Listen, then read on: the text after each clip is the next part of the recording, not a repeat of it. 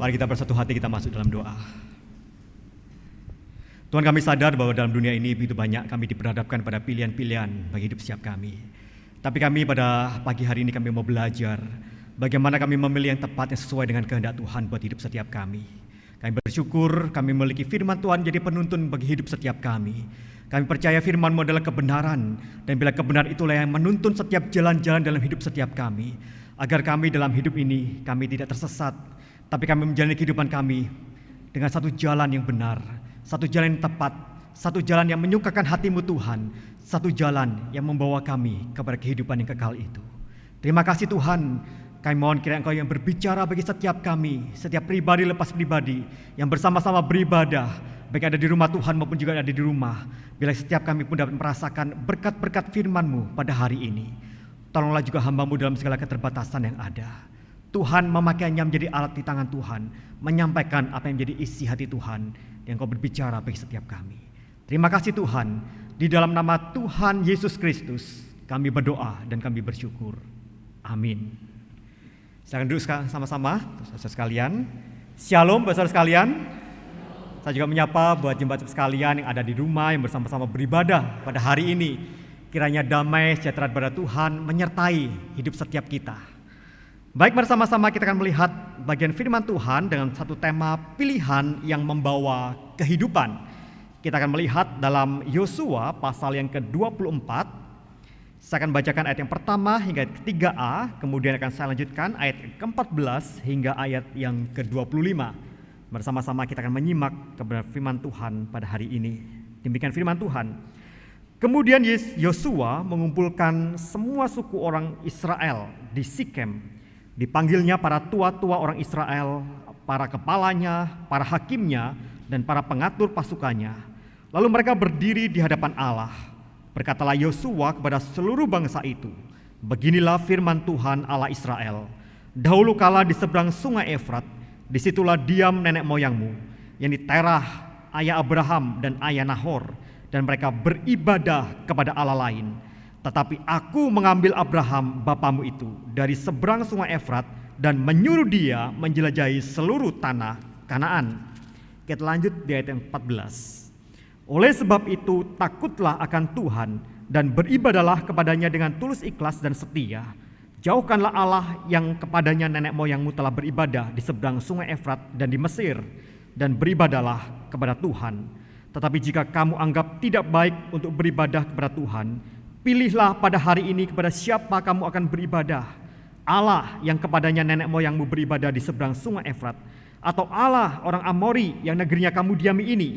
Tetapi aku dan seisi rumahku, kami akan beribadah kepada Tuhan. Lalu bangsa itu menjawab, jauhlah daripada kami meninggalkan Tuhan untuk beribadah kepada Allah lain. Sebab Tuhan Allah kita, dialah yang telah menuntun kita dan nenek moyang kita dari tanah Mesir, dari rumah perbudakan, dan yang telah melakukan tanda-tanda mujizat yang besar ini di depan mata kita sendiri, dan yang telah melindungi kita sepanjang jalan yang kita tempuh, dan di antara semua bangsa yang kita lalui. Tuhan menghalau semua bangsa dan orang Amori penduduk negeri ini dari depan kita. Kami pun akan beribadah kepada Tuhan, sebab dialah Allah kita. Tetapi Yosua berkata kepada bangsa itu, tidakkah kamu sanggup beribadah kepada Tuhan, sebab dialah Allah yang kudus, dialah Allah yang cemburu, ia tidak akan mengampuni kesalahan dan dosamu. Apabila engkau meninggalkan Tuhan dan beribadah kepada Allah asing, maka ia akan berbalik daripadamu dan melakukan yang tidak baik kepada kamu, serta membinasakan kamu setelah ia melakukan yang baik kepada kamu dahulu. Tetapi bangsa itu berkata kepada Yosua, tidak, hanya kepada Tuhan saja kami akan beribadah. Kemudian berkatalah Yosua kepada bangsa itu, kamulah saksi terhadap kamu sendiri bahwa kamu telah memilih Tuhan untuk beribadah kepadanya. Jawab mereka, kamilah saksi. Ia berkata, maka sekarang jauhkanlah Allah asing yang ada di tengah-tengah kamu dan condongkanlah hatimu kepada Tuhan Allah Israel. Lalu jawab bangsa itu kepada Yosua, kepada Tuhan Allah kita kami akan beribadah, dan firman-Nya akan kami dengarkan. Pada hari itu juga Yosua mengikat perjanjian dengan bangsa itu dan membuat ketetapan dan peraturan bagi mereka di Sikem. Sebagian jauh firman Tuhan pada pagi hari ini, Bapak sekalian. Bapak sekalian, dalam sebuah petualangan hutan para pencinta alam, maka sang instruktur kemudian memberikan satu kesempatan tantangan kepada para anggotanya. Mereka diminta untuk mencari ranting-ranting di hutan yang terbaik, Bapak sekalian. Tetapi syaratnya adalah ranting-ranting itu harus dipilih dari tanah. Dan syarat yang kedua adalah bahwa ketika mereka sudah memilih ranting yang terbaik versi mereka, maka mereka tidak boleh memilih ranting yang lain lagi. Dan ketika tanda peluit berbunyi, maka kesempatan tantangan itu sudah berakhir. Sehingga mereka tidak boleh lagi memilih, tidak boleh lagi mengambil apapun juga pada saat itu. Dan mulailah pada saat itu para peserta masuk ke dalam hutan, mereka mencari ranting-ranting yang terbaik mereka. Ketika mereka melihat satu ranting di tanah, mereka melihat itu rantingnya kelihatan baik. Tapi mereka berpikir kalau mereka ambil ranting itu, kalau nanti mereka pindah ke tempat yang lain, mungkin ada ranting yang lebih baik lagi. Sehingga mereka tidak mengambil ranting itu. Mereka kemudian menjelajah bagian-bagian hutan lagi gitu ya. Dan mereka mendapatkan ranting yang lebih baik lagi, Bapak sekalian. Tapi mereka berpikir bahwa ranting itu kemungkinan masih ada yang lebih baik lagi.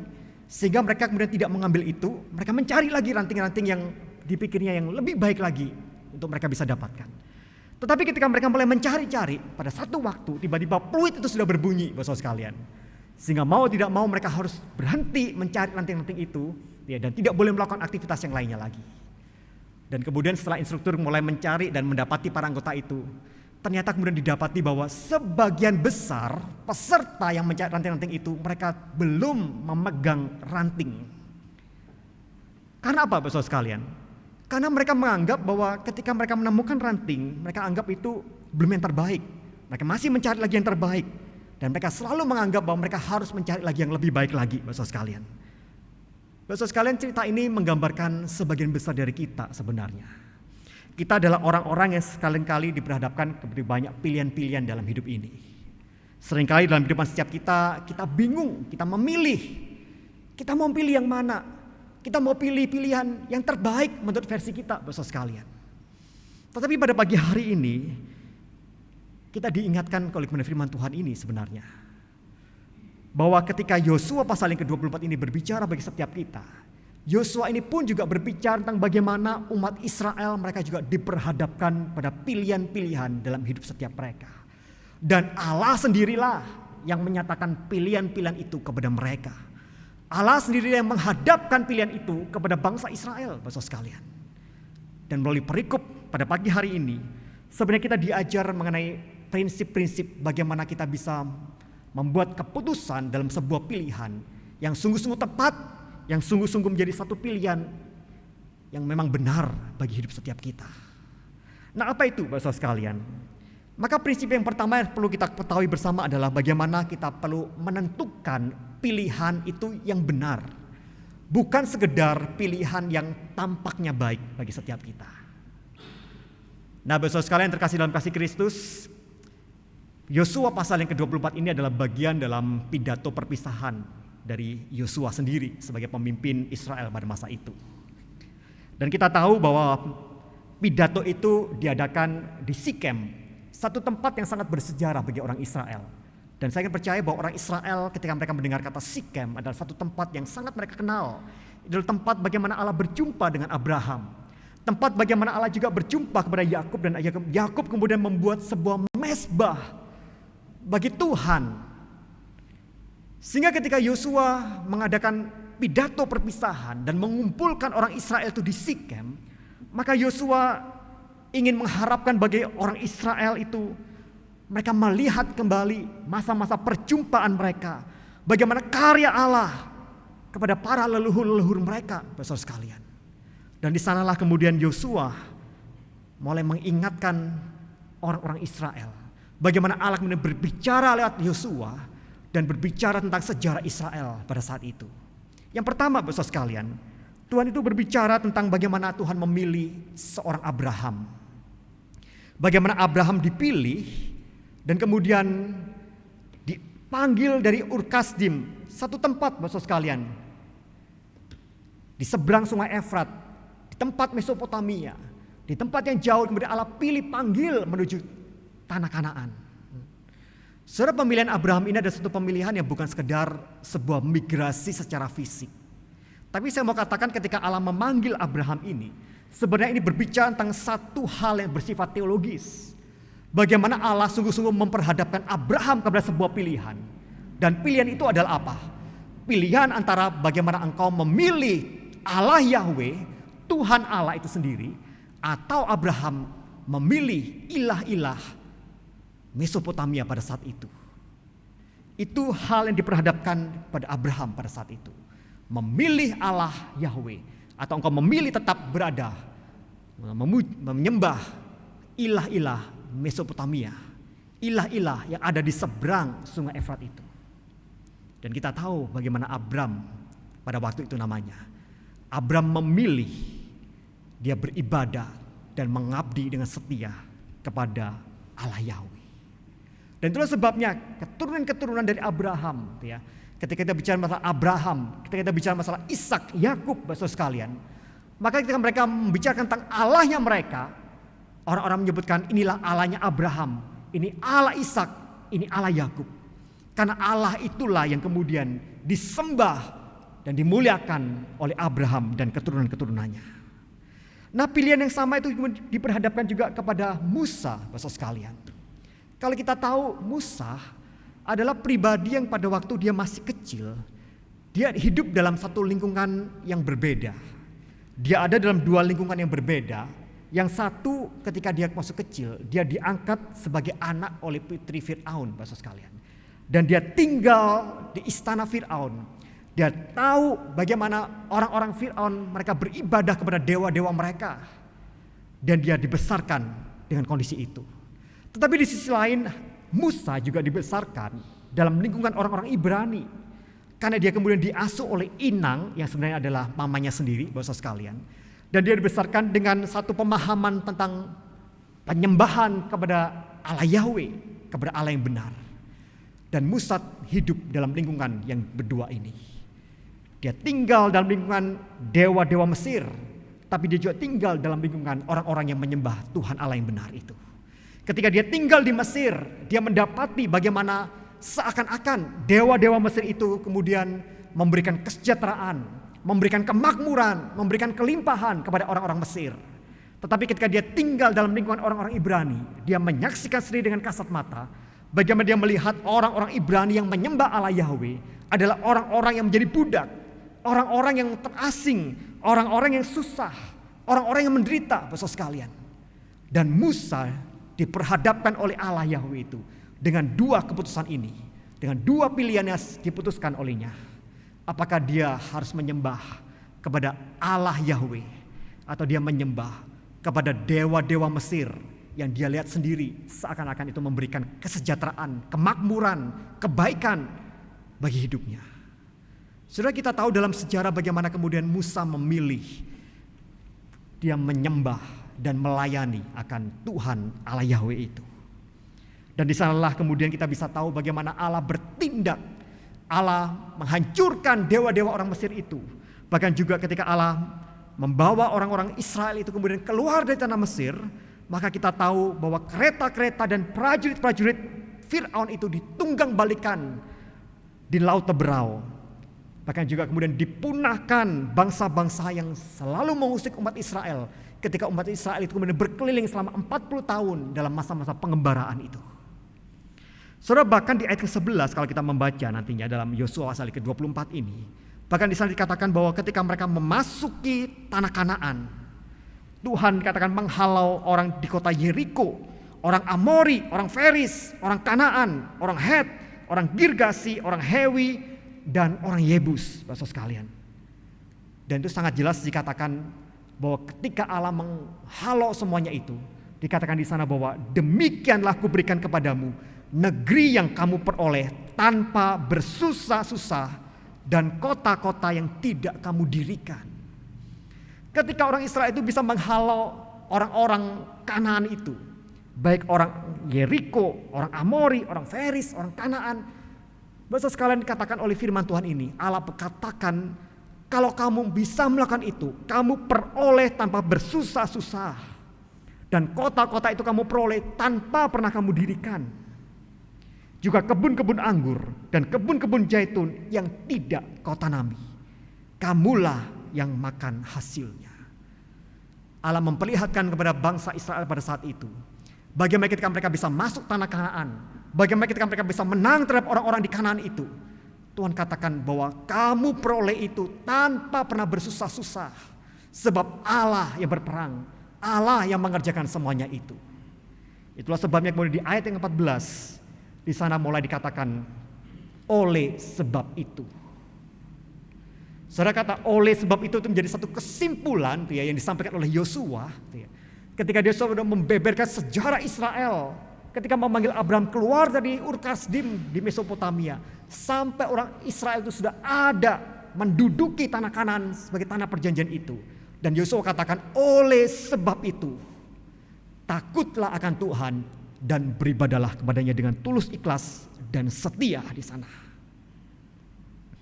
Dan kemudian dikatakan, tetapi jika kamu anggap tidak baik untuk beribadah kepada Tuhan, pilihlah pada hari ini kepada siapa kamu akan beribadah.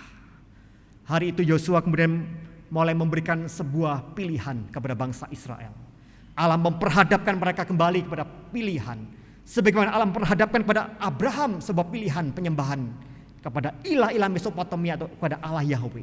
Ketika Allah juga memperhadapkan itu pada Musa, apakah engkau menyembah dan memilih Allah Yahweh atau memilih pada Allah-Allah Mesir?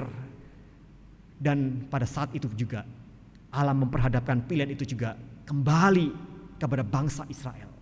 Pilihlah pada hari ini kepada siapa engkau akan beribadah. Apakah engkau akan tetap mau beribadah kepada Allah Yahweh, Allah nenek moyangmu, atau engkau akan beribadah kepada Allah-Allah yang ada di seberang sungai Efrat, Allah-Allah orang Mesir, bahkan juga Allah-Allah orang Amori di mana tempat itu kamu duduki. Satu menjadi satu hal yang penting diperhadapkan kepada mereka, yang membuat kita sebenarnya kita perlu bertanya bagi setiap kita, apa yang menjadi sebuah urgensi sehingga Allah kemudian memperhadapkan orang-orang Israel itu dengan pilihan ini? Mengapa begitu penting Allah mengumpulkan mereka dan kemudian mempertanyakan kembali kepada mereka mereka, pilihan penyembahan mereka? Salah satu hal yang penting untuk kita ketahui bersama, jelas Allah dengan serius ingin kembali mengingatkan akan perintahnya. Dan itu dicatat dalam Keluaran pasal yang ke-20 ketika Allah sampaikan itu kepada Musa di Gunung Sinai. Allah katakan melalui perintahnya itu, jangan ada padamu Allah lain di hadapanku. Jangan ada padamu Allah lain di hadapanku. Dan selanjutnya di ayat yang kelima dikatakan, sebab aku Tuhan Allahmu adalah Allah yang cemburu. Saudara, meskipun Allah sudah menyampaikan firman ini kepada Musa, kita tahu bagaimana bangsa Israel adalah bangsa yang sangat-sangat akrab dengan apa?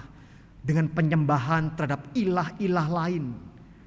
Penyembahan terhadap ilah-ilah asing, bapak sekalian. Nah, secara khusus adalah ilah-ilah bangsa Mesir, di mana lebih dari 400 tahun bangsa Israel sudah diperbudak di tanah itu. Mereka menyaksikan sendiri dengan mata kepala mereka sendiri bagaimana penyembahan kepada dewa-dewa Mesir itu. Bahkan mungkin sebagian dari mereka sudah mulai mengikuti cara-cara itu, bapak sekalian. Dan itu yang terjadi. Meskipun Allah menyampaikan bahwa jangan ada padamu Allah lain di hadapanku, tetapi apa yang terjadi? Seperti kita bisa tahu misalnya dalam Keluaran pasal yang ke-32 di sana, kita bisa melihat satu penyembahan kepada anak lembu emas.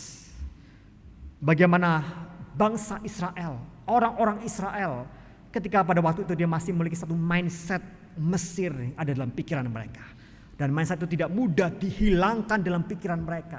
Bagaimana mereka ingin menyembah Allah dengan menyembah dengan satu bentuk patung-patung tertentu. Dan mereka memilih anak lembu emas sebagai ganti penyembahan itu kepada Allah Yahweh. So itu menjadi satu hal yang sering kali diperhadapkan pada mereka. Bagaimana mereka masih akrab dengan ilah-ilah asing itu.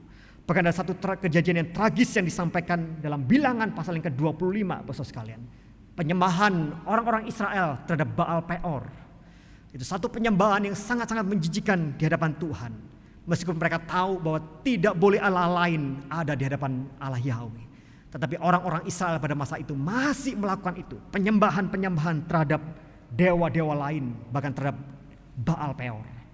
Dan pada saat itu Tuhan memberikan satu tulah kepada mereka. Dan di Bilangan pasal 25 dicatat, oleh karena tulah itu, yang mati karena tulah itu, dan mereka adalah orang-orang yang menyembah Baal Peor, ada 24.000 orang, saudara sekalian. Saudara, itu bukan nilai yang terlalu kecil, 24.000 orang. Kita bisa bayangkan 24.000 orang itu mungkin sebanyak semua orang GKY, saudara sekalian. 24.000 orang, dan mereka adalah orang-orang yang menyembah Baal Peor. Saudara, bukankah itu menjadi satu hal yang sangat serius diperhadapkan pada orang Israel pada saat itu?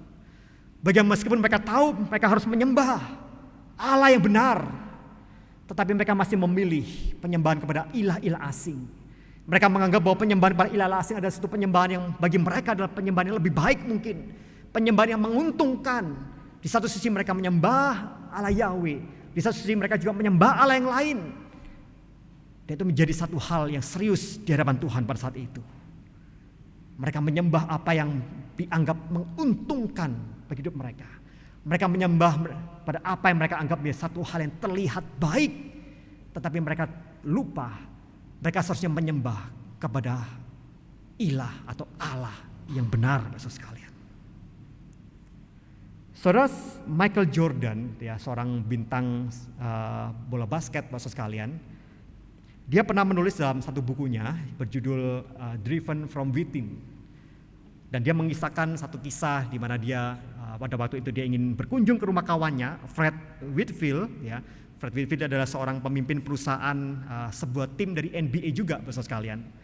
Jadi ketika mereka berbincang-bincang dan mereka mulai bersiap untuk makan malam keluar, kemudian Jordan mendapati bahwa di luar cuaca cukup dingin sehingga dia kemudian ingin meminjam jaket dari Whitfield itu. Dan Whitfield kemudian memberitahukan bahwa di sana ruangan untuk bisa mengambil jaket itu, gitu ya. Dan Jordan kemudian berjalan ke lorong itu, ya, dan kemudian masuk dalam ruangan itu, ya, ingin mengambil jaket untuk keluar nanti, saudara sekalian. Tapi apa yang terjadi? Jordan kemudian keluar, dia membawa banyak sekali pakaian, ya.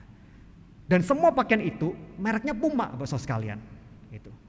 Seperti kita tahu bahwa Jordan itu adalah ambasador atau dia terikat kontrak dengan Nike pada saat itu, ya. Tapi ketika dia keluar dari ruangan itu, didapati ada begitu banyak pakaian-pakaian yang bermerek Puma, dan Puma itu adalah saingan dari Nike, saudara sekalian. Dia bawa itu semuanya di depan Fred Whitfield itu, dia kemudian dia jatuhkan itu di tanah, ya, di lantai, dan kemudian dia mulai mengambil pisau dan kemudian mulai merusak-rusak pakaian itu. Dan lalu dia berkata kepada Whitfield, dia katakan, "Hei Bung, ya, besok kamu telepon, ya." Maksudnya telepon itu adalah menelpon ke perwakilan pemasaran Nike, ya, dan beritahu mereka untuk mengganti semua produk ini. Tetapi jangan sampai saya melihat lagi kamu memakai apapun selain merek Nike.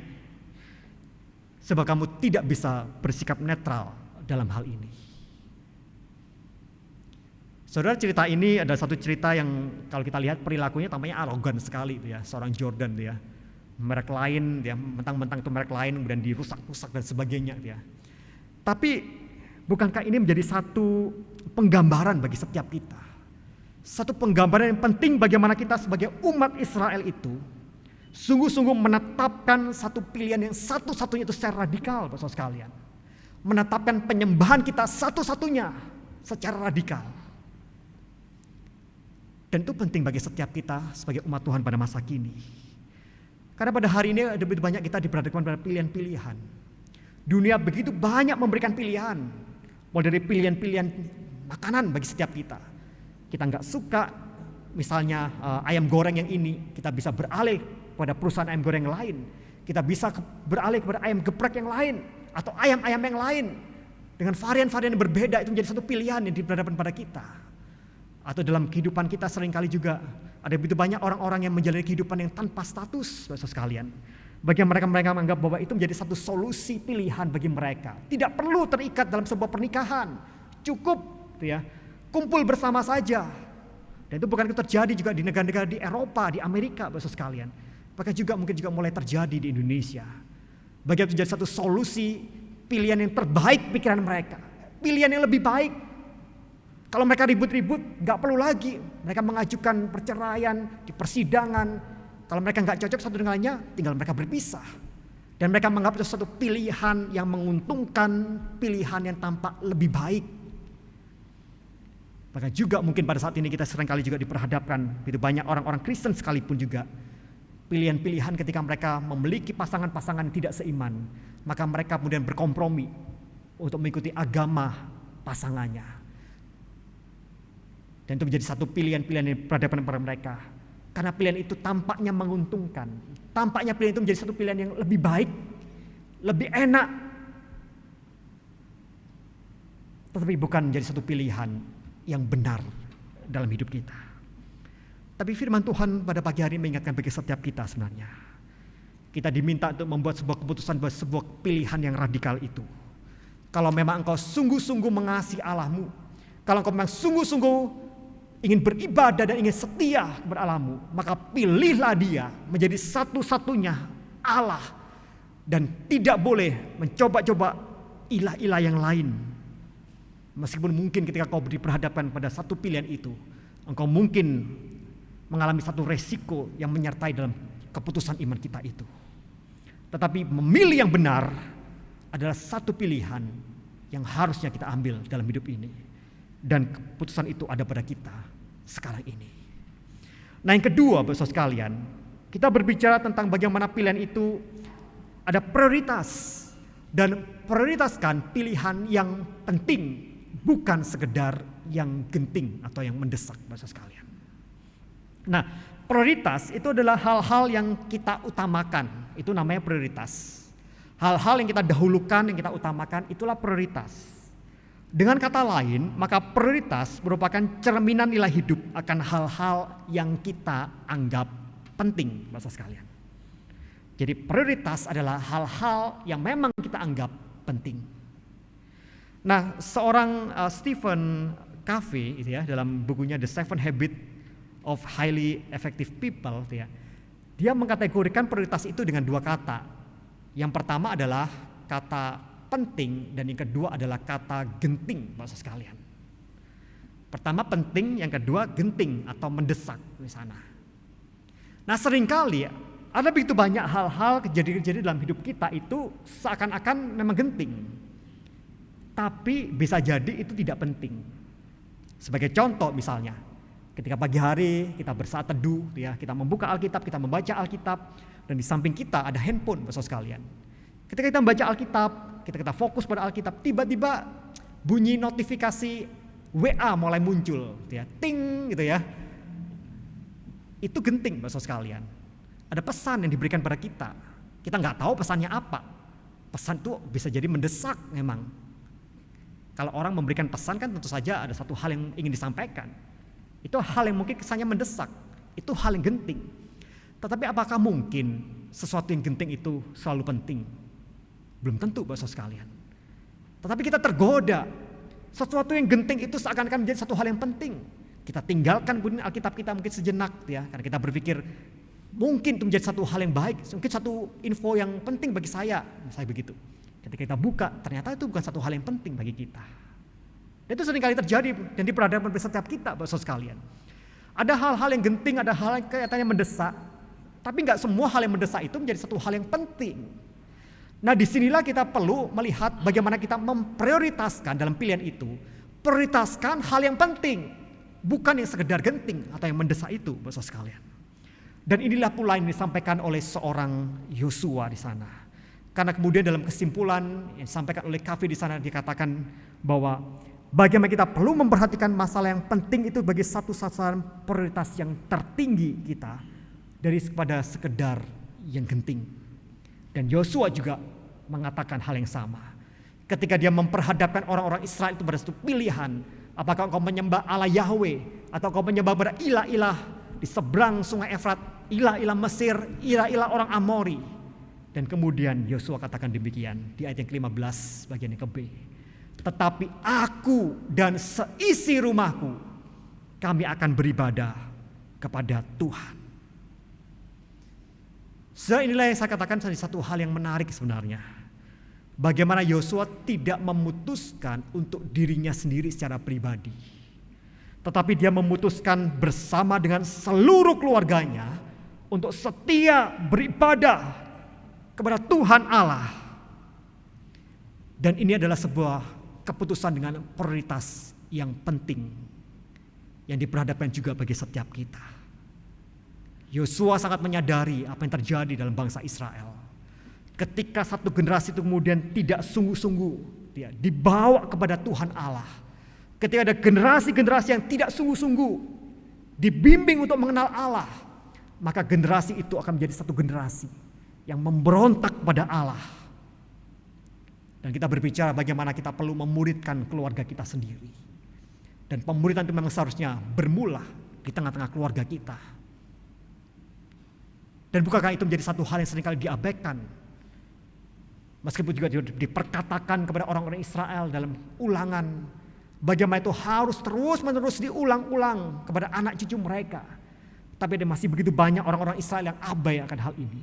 Sehingga ketika satu generasi berlalu, generasi berikutnya, sebagian orang-orang kemudian menjadi orang-orang yang sungguh-sungguh mereka tidak mengenal Tuhan dan mereka memberontak kepada Tuhan. Itu menjadi satu hal yang penting bagi setiap kita pada saat ini. Bagaimana dengan kita? Apakah kita menjadi orang-orang yang memang sudah memuridkan akan keluarga kita? Hari ini, Bapak sekalian, ada begitu banyak orang-orang Kristen mungkin mereka sibuk bekerja, mereka mencari nafkah untuk keluarga mereka. Atau mungkin bagi pelayan-pelayan Tuhan, ketika mereka melayani di gereja Tuhan gitu ya. Mereka dengan sibuk mereka dalam pelayanan-pelayanan mereka. Dan mereka menganggap bahwa pelayanan itu menjadi satu prioritas bagi kehidupan bersiap mereka. Lalu mereka mulai mengabaikan apa yang menjadi satu hal prioritas yang terpenting bagi mereka. Memastikan dan membawa anak-anak mereka sungguh-sungguh mengenal Tuhan dan sungguh-sungguh mencintai Tuhan dalam hidup setiap mereka. So disinilah kita bisa melihat satu ketegasan, satu komitmen dari seorang Yosua. Yosua menyadari akan hal itu. Karena bagaimanapun mengenal Tuhan atau mengenal Yesus Kristus dalam kehidupan setiap umat Tuhan pada masa kini adalah satu keputusan yang paling penting bagi setiap kita untuk memastikan mereka menerima keselamatan dan mendapatkan jaminan akan hidup kekal bagi setiap mereka. Dan hari ini kita sungguh-sungguh diingatkan oleh kebenaran firman Tuhan ini. Yosua telah memilih menyembah Tuhan dan dia berkomitmen bukan hanya sendiri menyembah Tuhan, tapi bersama dengan keluarganya dia menyembah Tuhan Allah yang benar itu. Dan hal ini juga diperhatikan bagi setiap kita juga. Jadi pertanyaan bagi setiap kita Bapak sekalian, sebenarnya warisan apa yang telah kita berikan kepada anak-anak kita pada masa kini? Legasi apa yang telah kita berikan kepada mereka? Apakah selama ini kita mewariskan mereka adalah warisan-warisan secara fisik? Kita wariskan rumah, kita wariskan harta, kita wariskan kekayaan bagi mereka. Kita pikir itu satu warisan yang terbaik bagi setiap mereka, menjadi bekal mereka. Tapi saya mau katakan bagi setiap kita pada hari ini, ketika kita mewariskan hal-hal yang sifatnya fisik, entah itu rumah, harta, bukankah itu menjadi satu warisan yang fana, yang bahkan sebentar saja itu bisa habis dan lenyap. Warisan yang terbaik yang bisa kita berikan kepada anak-anak kita adalah warisan akan pengenalan akan Tuhan yang benar. Pastikan bahwa anak-anak kita adalah anak-anak yang ketika mereka beranjak, mereka besar, dewasa, mereka adalah anak-anak yang tetap setia menyembah kepada Yesus Kristus sebagai Tuhan dan Juru Selamat buat hidup setiap mereka. Dan itulah warisan yang berdampak kepada kekekalan. Bapak sekalian terkasih dalam kasih Kristus, jadikan itu sebagai satu prioritas yang penting buat hidup setiap kita pada masa ini. Mari kita datang kepada Tuhan dan kita berdoa kepadanya.